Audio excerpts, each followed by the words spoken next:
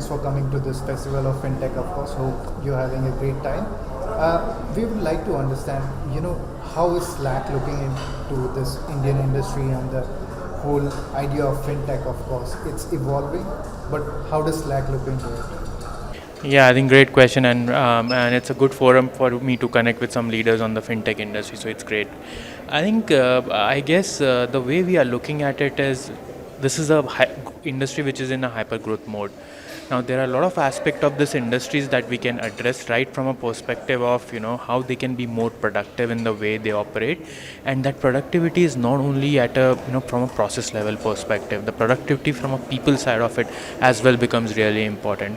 So how you can be more productive, and by using automation and AI is what we are working with a lot of our customers in the segment, also helping them understand how they can be more regulated and compliant with the latest RBI guidelines and so on and so forth, and how they can secure their data, especially when they're using Slack, by using certain capabilities that are available within Slack. That's how we are trying to help them out.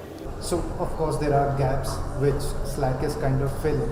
But are there, as an observer of fintech, are there gaps that should be addressed by the industry even more so than it was in the past? Yeah, I think one of the biggest gap that I clearly see is really the understanding of the whole regulatory and compliance framework or guideline.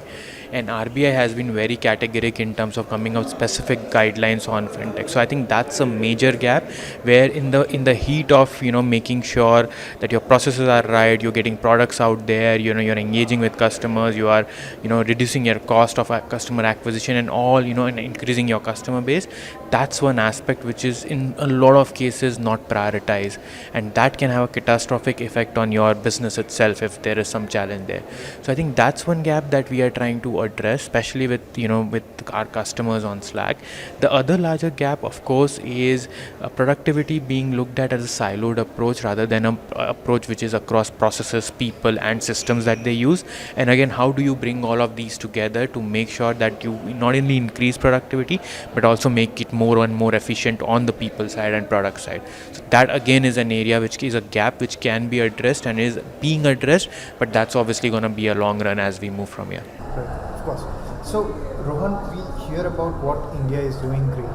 We hear about UPI and n number of products that fintech is completely outdoing itself. So, I would like to understand, but still, it's great to hear perspectives.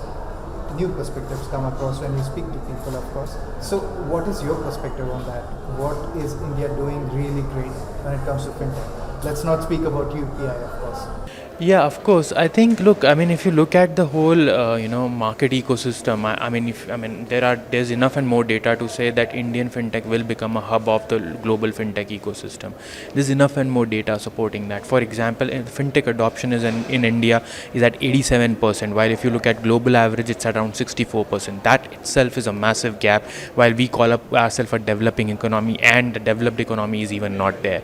So I think the market opportunity, when you're trying to address an ecosystem to bring financial independence, and there are around 600 to 700 million people in India who still sort of going through that journey, or still do not have access to that kind of money that they need. I think that presents a massive opportunity. Add to that the 1.25 million trillion dollar market opportunity in fintech. So I think that's a massive ecosystem that we can really nurture, and moving in the right direction, of course, and there are all the right signs for this to be the next big thing for Indian economy as we speak.